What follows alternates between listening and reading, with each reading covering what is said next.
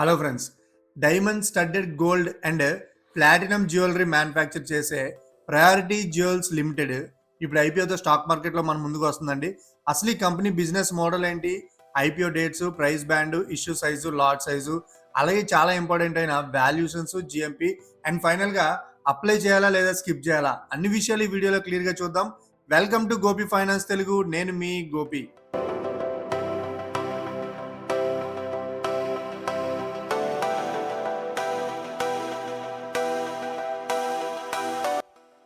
ముందుగా వచ్చిన డిస్క్లైమర్ అండి. ఈ video education and information purpose మాత్రమే.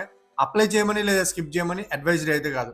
ఫస్ట్ ఆఫ్ ఆల్ ఈ ఐపీఓ మెయిన్ డీటెయిల్స్ మనం చెక్ చేసుకున్నట్లయితే ఈ ఐపీఓ మనకి ఆగస్ట్ 28 ఫ్రైడే ఓపెన్ అయ్యి సెప్టెంబర్ 1 ట్యూస్డే క్లోజ్ అవడం అనేది జరుగుతుందండి. అలాట్మెంట్ సెప్టెంబర్ 2 ఎక్స్పెక్టెడ్ అయితే ఇచ్చారు. ఎస్, మనం అదే ఎక్స్పెక్ట్ చేయొచ్చు. ఇక లిస్టింగ్ సెప్టెంబర్ 4న బోత్ బిఎస్సి అండ్ ఎన్ఎస్సి రెండిట్లో కూడా ఈ ఐపీఓ అనేది లిస్ట్ అవడం అనేది జరుగుతుంది. ఇక price band, lot size, issue size మనం చెక్ చేసుకున్నట్లయితే ప్రైస్ బ్యాండ్ 190 రూపీస్ నుంచి 200 రూపీస్ వరకు ఉందండి. ఒక లాట్లో 75 షేర్స్ అయితే ఉన్నాయి. Total issue size around 91.5 crores of రూపీస్గా అయితే ఉందన్నమాట. ఇందులో గుడ్ న్యూస్ ఏంటంటే మొత్తం ఓవరాల్ ఈ ఇష్యూ సైజ్ అంతా కూడా ఫ్రెష్ ఇష్యూనే, నో ఓఎఫ్ఎస్ అనమాట. ఓఎఫ్ఎస్ అనేది లేదు. ఇక రిజర్వేషన్ కోట మనం చెక్ చేసుకున్నట్లయితే క్యూఐబికి 50%, ఎన్ఐఐ ఆర్ హెచ్ఎన్ఐకి 15%, అలాగే మనలాంటి రిటైలర్స్ అందరికీ యాజ్ యూజువల్ 35% అయితే ఇచ్చారండి.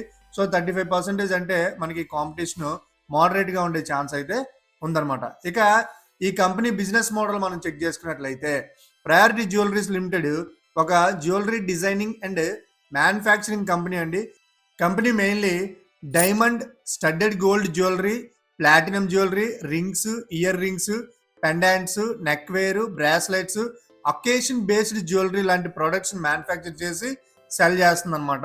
సింపుల్గా చెప్పాలంటే priority jewelleries direct retail jewellery brand కంటే ఎక్కువగా business to business jewellery manufacture and supply మోడల్లో ఆపరేట్ చేస్తుంది అనమాట.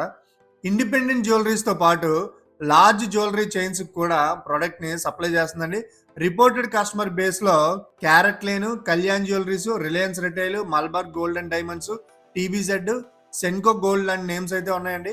కంపెనీకి డొమెస్టిక్ మార్కెట్ మాత్రమే కాకుండా ఇంటర్నేషనల్ ఎక్స్పోర్ట్స్ కూడా ఉన్నాయి. రిపోర్టెడ్ డేటా ప్రకారం కంపెనీ 21 స్టేట్స్, 3 యూనియన్ టెరిటరీస్లో ప్రెజెన్స్ కలిగి ఉండడంతో పాటు 13 కంట్రీస్కి అయితే జ్యువెలరీస్ని ఎక్స్పోర్ట్ అయితే చేస్తుందండి. ఇలా ఎక్స్పోర్ట్ చేసి మంచి రెవెన్యూ అయితే ఈ కంపెనీ సంపాదిస్తుంది అనమాట. ఇక ఈ కంపెనీ ఫైనాన్షియల్ డీటెయిల్స్ మనం చెక్ చేసుకున్నట్లయితే ఫైనాన్షియల్ ఇయర్ 2024లో ఈ కంపెనీ total income 410.61 crores of rupees ఉంటే profit after tax 7.15 crores of rupees ఉందండి. 2025లో total income 435.87 crores of rupees ఉంటే profit after tax 10.51 crores of రూపీస్గా ఉందన్నమాట. ఇక 2026లో total income 539.03 crores of rupees ఉంటే profit after tax 17.65 to 18 crores of rupees అయితే ఉందన్నమాట. అంటే 24 నుంచి 26 వరకు రెవెన్యూ స్టడీలీ ఇంక్రీజ్ అయితే అయిందండి. ప్రాఫిట్ 7.15 crores ఆఫ్ రూపీస్ నుంచి ఆల్మోస్ట్ 18 crores దగ్గరికి అయితే వచ్చిందని మనం మాట్లాడుకోవచ్చు. 25లో 145.85 crores ఆఫ్ రూపీస్ ఉన్న బారోయింగ్స్ 26లో 102.59 crores అయితే తగ్గాయి అనమాట. ఇది కూడా ఒక పాజిటివ్ పాయింట్గా మనం తీసుకొచ్చండి. ఓవరాల్గా రెవెన్యూ గ్రోత్తో పాటు ప్రాఫిటబిలిటీ కూడా ఇంప్రూవ్ అవుతుంది అనమాట. ఇక ఇంపార్టెంట్ ఫైనల్ రేషియోస్ మనం చెక్ చేసుకున్నట్లయితే ఫైనాన్షియల్ ఇయర్ 2026 నెంబర్స్ ప్రకారం ఆర్ఓఈ అరౌండ్ 14.49%, ఆర్ఓసిఈ అరౌండ్ 25.36%, డెప్ట్ టు ఈక్విటీ అరౌండ్ 0.7x, అలాగే RONW around 12.73%, profit after tax margin around 3.27%, అలాగే ఈబీఐ టీడీఏ మార్జిన్ అరౌండ్ 6.24%గా ఉందన్నమాట.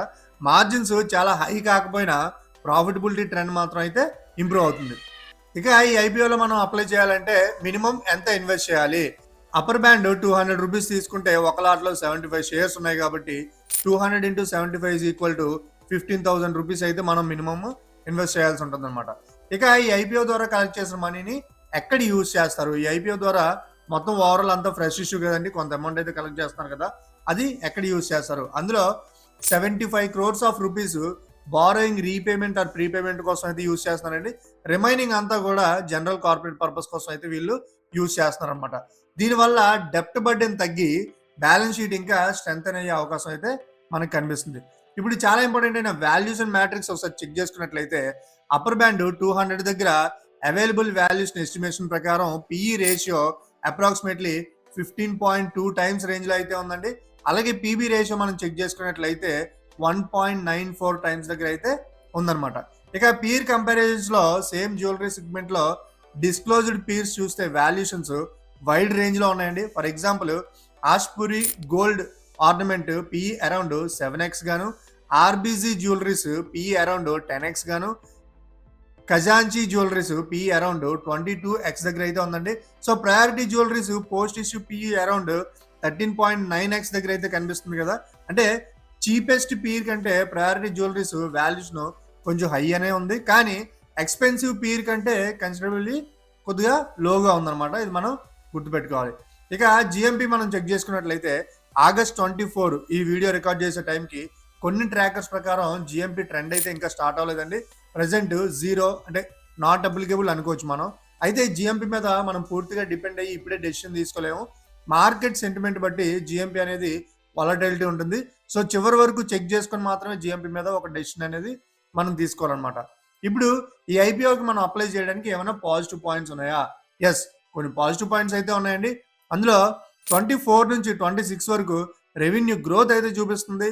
ప్రాఫిట్ ఆఫ్టర్ ట్యాక్స్ 7 crores నుంచి ఆల్మోస్ట్ 18 crores అయితే ఇంప్రూవ్మెంట్ అయితే అయింది.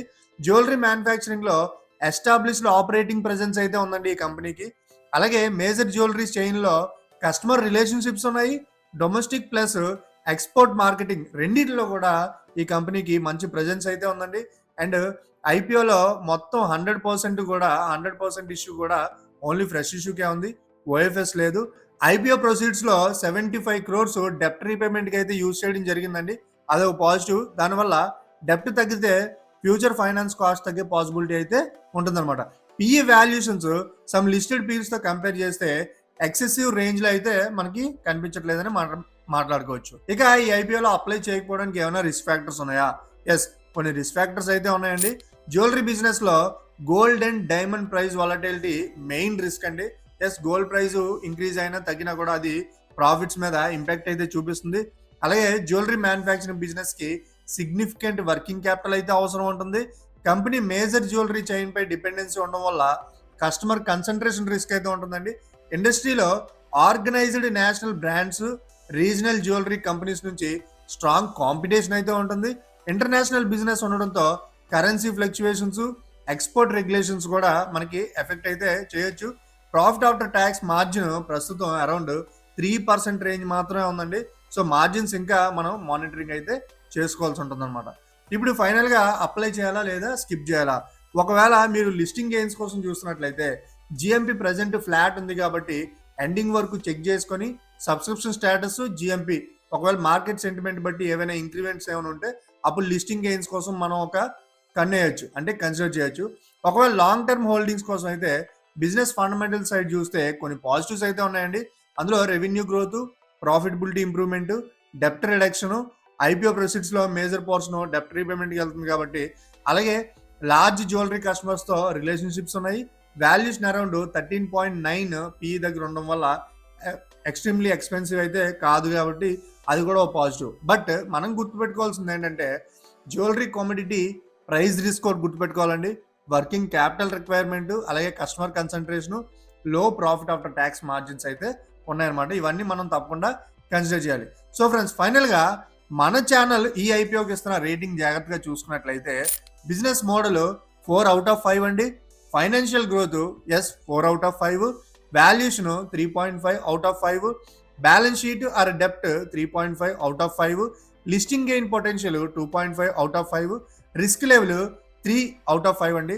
సో ఫైనల్ గా Gopi finance Telugu overall rating 3.5/5 అయితే మనం ఇస్తున్నాం అనమాట. ఇది పూర్తిగా ఛానల్ వ్యక్తిగతం. ఎస్, సో ఫ్రెండ్స్, ఇలా అన్ని డీటెయిల్స్ మనం చెక్ చేసుకొని మీ రిస్క్ యాప్టిట్యూడ్ బట్టి ఈ ఐపీఓలో అప్లై చేయాలా లేదా స్కిప్ చేయాలని ఒక స్మార్ట్ డెసిషన్ అయితే తీసుకోండి. ఎందుకు మీరు ఐపీఓలో అప్లై చేస్తారా లేదా సరదాగా మనతో కామెంట్లో పంచుకోండి. అలాగే ఈ వీడియో కనుక మీకు నచ్చినట్లయితే లైక్ చేయండి, షేర్ చేయండి and don't forget to subscribe Gopi finance Telugu. నేను మీ గోపి, సైనింగ్ ఆఫ్.